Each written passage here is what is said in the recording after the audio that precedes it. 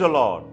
கர்த்தர் நல்லவர், அவர் ஒருபொழுதும் தவறு செய்ய மாட்டார். ஆண்டவர் இன்றைக்கு தீர்க்க தரிசனமா உங்களை பார்த்து சொல்றாரு, உங்களுக்கு விரோதியும் இல்லை, இடையூறும் இல்லை ஆண்டவர் சொல்லுகிறார். என் அன்பான தேவ பிள்ளைகளே, எந்த வேலைக்கு போனாலும் ஏதாவது ஒரு இடையூறு வந்துடுது.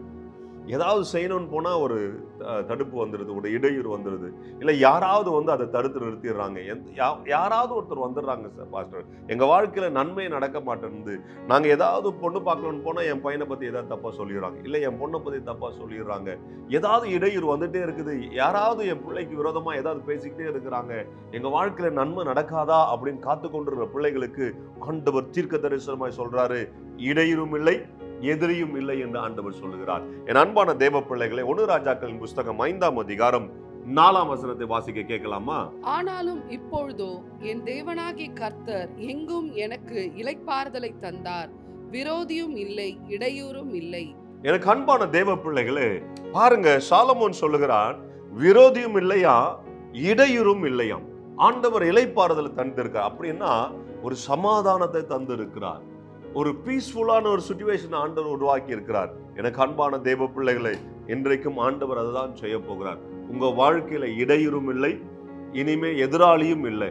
உங்களுக்கு விரோதமா யாரெல்லாம் மந்திரம் பண்ணி இருக்கிறார்களோ அவர்கள் உங்க வாழ்க்கையில இனி வருவதில்லை, நீங்க அவங்கள பார்க்க போறதில்லை.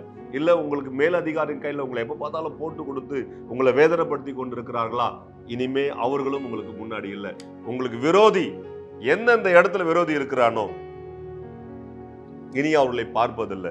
ஏன்னா இல்லை, கர்த்தர் உங்க வழியிலிருந்து அவர்களை விலக்கி காத்தருள போறார்.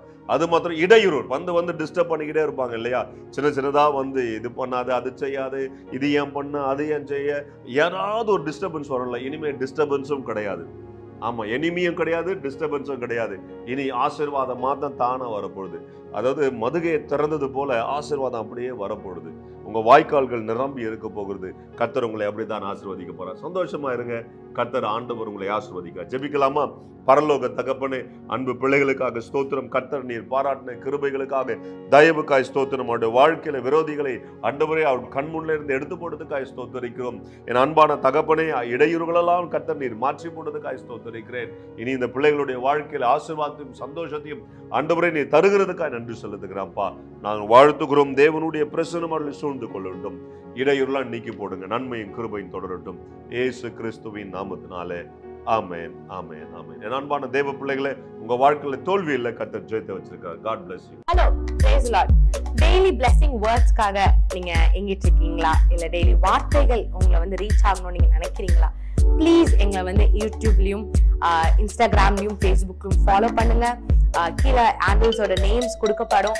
ஸோ டெய்லி மெசேஜ்க்காகவும் அனாயிண்டிங் வேர்ட்ஸ்க்காகவும் டங்ஸ்ல நீங்க பேசணும்னு நினைக்கிறீங்களா, அதுக்காக வீடியோஸ் நாங்கள் அப்லோட் பண்ணியிருக்கோம். அது மாத்திரம் இல்லை, இன்ஸ்டாகிராம்ஸ்ல டெய்லி உங்களை கேட்கும்படியாக வார்த்தைகள் வந்து அப்லோட் பண்ணப்படுது, போஸ்ட் பண்ணப்படுது. அதை பார்த்து ஃபாலோ பண்ணி நீங்க ஆசீர்வாதம் அடையணும் நாங்கள் விருப்பப்படுறோம்.